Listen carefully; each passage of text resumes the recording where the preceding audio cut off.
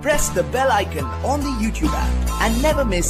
सभी को जय हिंद दोस्तों, आप सभी का हार्दिक स्वागत है जय हिंद रिएक्शंस पे। तो आज की इंटरेस्टिंग वीडियो में हम देखेंगे नाजिया लाइक खान जी का जबरदस्त रिएक्शन बीजेपी की एक बड़ी जीत के बाद, जहां पे बीजेपी ने मध्य प्रदेश, छत्तीसगढ़ और राजस्थान में एक जबरदस्त जीत हासिल की है।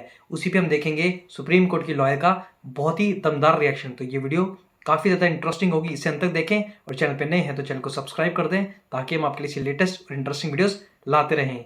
जय हिंद, जय Bharat. Welcome once again Nazia Ilahi Khan from India. Thank you so much ma'am, आपने मेरे और मेरे ऑडियंस के लिए टाइम निकाला। वंदे मातरम, भारत माता की जय। और मैं आपको ये करेक्शन करना चाह रही थी कि I am not from India, I am from Bharat. Oh okay okay okay, I am really sorry. Nazia Ilahi Khan from Bharat, अब सही है? हाँ बिल्कुल, thank you thank you. Nazia ji, आज का टॉपिक आपके सिवा आई डोंट थिंक सो कोई हैंडल कर सकता था, because it's all about Narendra Modi सरकार।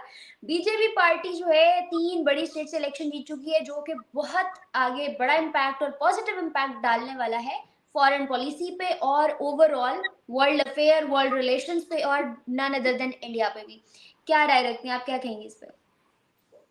जिस तरह से आज 3 राज्यों में एक बड़ी भारी बहुमत की जीत हुई है, राजस्थान, मध्य प्रदेश और छत्तीसगढ़ में, और भारी बहुमत की ये जो जीत है, ये जनता की आवाज है कि जनता को कांग्रेस मुक्त भारत चाहिए। ये जनता की आवाज है कि जनता को फिर से मोदी जी चाहिए। ये जनता की आवाज है कि जनता को मोदी जी का ही लीडरशिप चाहिए। ये जनता की आवाज है कि जनता को अब एक जो विजन मोदी जी ने दिखाया है डेवलपमेंट का, इम्प्रूवमेंट का, भारत को तरक्की करता हुआ भारत, इम्प्रूव करता हुआ भारत, वही जनता ने बताया है कि भाई हमें धर्म जात पात में बांटने वाले कांग्रेस सरकार, अब तुम घर के अंदर हिजाब पहन करके बैठो। हमें तो भगवान का अवतार श्री नरेंद्र दामोदर दास मोदी मिल चुका है, हमें अब किसी और की जरूरत ही नहीं है, किसी की भी जरूरत नहीं है। मैं साथ साथ महविश ये भी कहना चाहूंगी कि मैं दाद देती हूँ उन जमीनी कार्यकर्ताओं की, राजस्थान की, क्योंकि अभी इस वक्त मैं पश्चिम बंगाल में बैठी हूँ और जहां पर भी जो भारतीय जनता पार्टी की सरकार नहीं होती है, वहां पर भारतीय जनता पार्टी को नहीं जीतने देने के लिए पुलिस का नाजायज फायदा उठाया जाता है, झूठे एफआईआर होते हैं और दर्जन दर्जन भर कार्यकर्ताओं को और लीडरों को जेल की सलाखों में भर दिया जाता है, उनका बेल नहीं होने दिया जाता है, उनको सड़ाया जाता है जेल के अंदर, उनको टॉर्चर किया जाता है पुलिस कस्टडी में, जहां पर बीजेपी की सरकार नहीं होती है।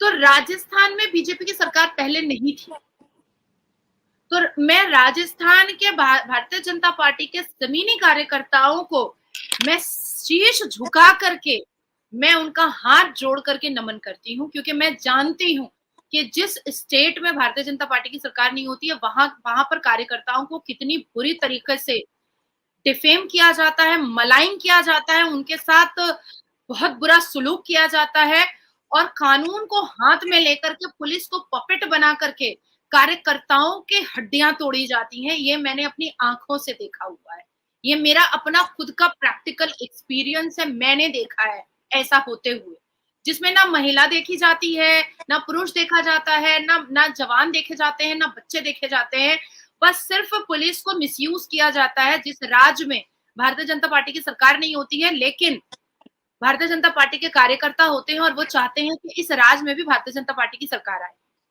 इस स्टेट में भी भारतीय जनता पार्टी की सरकार आए, तो बहुत बुरा सुलूक और बहुत बुरे तरीके से पुलिस को मिसयूज करके भारतीय जनता पार्टी के कार्यकर्ताओं की हड्डियां तोड़ी जाती हैं।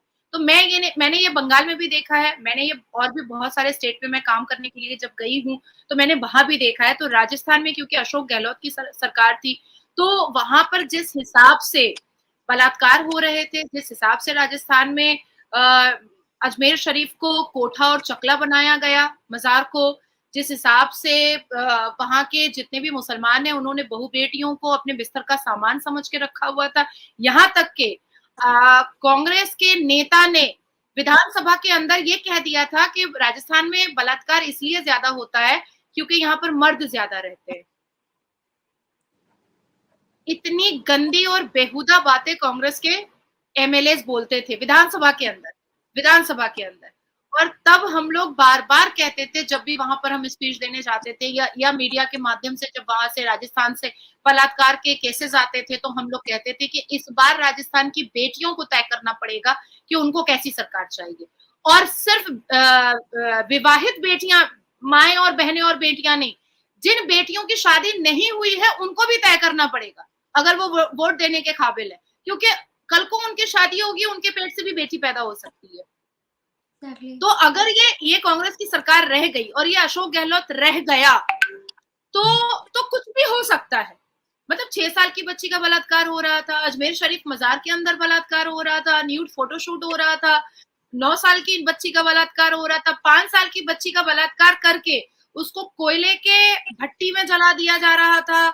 ये सब हो रहा था राजस्थान में, ये सारी चीजें। और वो भी पता कैसे चलता था, जब वो कोयले की भट्टी साफ करने के लिए मजदूर उतरते थे तो बच्ची का हाथ मिलता था जला हुआ, और तब पुलिस बोलती थी हाँ हाँ एक घटना हो गई है, एक घटना हो गई है। फिर वो मीडिया कवर करता था, फिर मीडिया उसको हाईलाइट करता था, फिर मीडिया के माध्यम से पूरे भारत को पता चलता था कि इतनी बुरी घटना हुई है। वो अभी इलेक्शन से शायद 2.5 महीना पहले एक औरत को न्यूड परेड करवा दिया गया था, पूरे कपड़े उतार करके न्यूड परेड करा दिया गया था राजस्थान में। तो जो हालात राजस्थान के थे, उस हालात में इतनी भारी बहुमत में जीत, ये जनता की आवाज थी। ये जनता चाहती थी कि अब हमको कांग्रेस मुक्त राजस्थान चाहिए, अब हमको दूर दूर तक भी राहुल गांधी का और राहुल गांधी की पार्टी के लोगों का शक्ल तक नहीं देखना है, ये जनता चाहती थी। मध्य प्रदेश की अब बात मैं करती हूँ, तो मध्य प्रदेश में शिवराज सिंह चौहान जी ने बहुत काम किया। उनके लास्ट टेन्योर में भी वो बहुत काम किया। उनको प्यार से हम लोग मामा जी बोलते हैं, और पूरा मध्य प्रदेश उनको मामा जी बोलता है। पूरा मध्य प्रदेश, मतलब बूढ़ा बच्चा जवान सब उनको मामा जी बोलता है। इवन हम लोग भी जब उनसे मिलते हैं तो उनको यही बोलते हैं, जय श्री राम मामा जी, तो वो भी बोलते हैं जय श्री राम। तो उन्होंने वाकई में बहुत ही जबरदस्त काम किया था, और काम करने वाले लोगों को जनता चुनती ही है, एक बार नहीं 10 बार चुनती है। तो उनको फिर से चुन करके लेके आई है। छत्तीसगढ़ में जाहिर सी बात है कि आना जरूरी था भारतीय जनता पार्टी को, क्योंकि छत्तीसगढ़ में भी भारतीय जनता पार्टी ने बहुत मेहनत की थी, बहुत काम किया था। और मोदी जी का बिल्कुल साफ है कि जहां पर मेरी सरकार है वहां तो मेरे लोग काम कर ही रहे हैं, लेकिन जहां मेरी सरकार नहीं है वहां ऐसा नहीं है कि मेरी योजनाएं नहीं पहुंचेंगी, ऐसा नहीं है कि वहां पर मेरी योजनाओं का जो लाभ है वो जनता नहीं उठाएगी, बिल्कुल उठाएगी। ये जनता को तय करना पड़ेगा कि उनको भारतीय जनता पार्टी की सरकार चाहिए या उनको किसी और की सरकार चाहिए, ये जनता को तय करना पड़ेगा। बाकी मेहनत हमारी होती है, कार्यकर्ताओं की होती है, लीडरों की होती है, हर राज्य के लीडरों की होती है। तो मैं इतना जरूर कहना चाहूंगी कि मोदी आए हैं, मोदी छाए हैं, और सबके दिलों की धड़कन बन चुके हैं मोदी जी।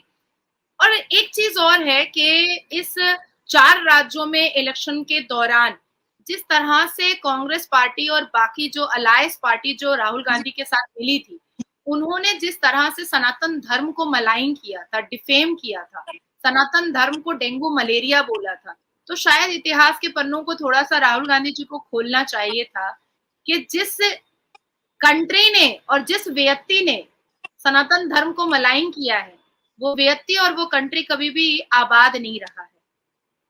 आपके पाकिस्तान में भी 150 साल की मंदिरें तोड़ी जाती हैं। आज पाकिस्तान के हाथ में भीख का कटोरा है। आप लोग मतलब ट्रिलियन कर्ज के अंदर दबे हुए हैं। आपके हालात बद से बदतर है। अभी दुबई में ही आपके प्राइम मिनिस्टर की कितनी बड़ी फजीहत हुई है, कितनी बड़ी बेइज्जती हुई है, कितनी बेइज्जती हुई है। कहाँ पीछे लाइन में खड़ा था, दिखाई भी नहीं दे रहा था, जूम कर करके देखना पड़ा कि वो पीछे खड़ा है, काकड़ पीछे कड़कड़ा रहा है। तो ये हम लोगों को समझ में आता है। तो किसी भी धर्म को मलाइन करने से अगर राहुल गांधी को ये लगा था कि वो जीत जाएंगे, तो धर्मों की राजनीति तो भारत में कभी किसी ने पसंद नहीं किया। इंदिरा गांधी जी भी मुंह खाई थी इसी वजह से। उसके बाद फिर राजीव गांधी जी भी मुंह खाए थे, वो भी मुंह के बल गिरे थे इसी वजह से। तो ये जो गांधी परिवार का जो एक ईगो प्रॉब्लम है, कि हम हिंदू मुसलमान को बांट देंगे, हम उनके बीच में नफरत पैदा कर देंगे, हम हिंदू मुसलमान को सिखा देंगे, देखो वो मुस्लिम है, देखो वो हिंदू है, देखो वो मजारों में जाता है, देखो वो मंदिर में जाता है, तो ये सब करने से मेरी राजनीति बहुत पुख्ता हो जाएगी। नहीं, अब लोग जो है ना बहुत इंटेलिजेंट हो गए, मैं विश लोग बहुत स्मार्ट हो गए, लोगों को समझ में आ चुका है कि अब मेरे को कोई फर्क नहीं पड़ता है यार, ये नाजिया इलाही खान है या ये लक्ष्मी देवी है, मुझे फर्क नहीं पड़ता। मुझे फर्क इस चीज से पड़ता है कि कौन मेरे भारत के लिए काम कर रहा है, कौन इस राष्ट्र के प्रति बहुत ईमानदार है, कौन इस अखंड भारत को अखंड करने के प्रति बहुत ईमानदार है, कौन इस भारत के विजन को डेवलपमेंट और इम्प्रूवमेंट की तरफ लेकर के जा रहा है। अब मैटर ये करता है। दोस्तों आशा करता हूँ कि महविश नाज और नाजिया इलाही खान जी का ये दमदार पूरा इंटरव्यू और डिस्कशन आपको काफ़ी पसंद आया होगा, जिसमें आपने देखा नाजिया खान जी ने अपने बेबाक अंदाज से अपनी राय जाहिर की और कैसे बीजेपी ने जिस तरीके से इलेक्शन जीते और इसका रिजल्ट आने वाले लोकसभा के इलेक्शंस में क्या पड़ेगा, ये नाजिया खान जी ने बहुत ही अच्छे तरीके से समझाया। तो आशा करता हूँ ये वीडियो आपको पसंद आई होगी इस पूरे वीडियो के बारे में, और जैसे बीजेपी ने इलेक्शन जीते और नाजिया खान जी ने उसका रिएक्शन दिया, जो भी आपके विचार हैं आप अपने विचार हमें कमेंट सेक्शन में लिखकर ज़रूर बताएं। तो चलिए फिर मिलेंगे ऐसी किसी ज़बरदस्त और इम्पोर्टेंट वीडियो में, तब तक अपना ध्यान रखिए। जय हिंद, जय भारत।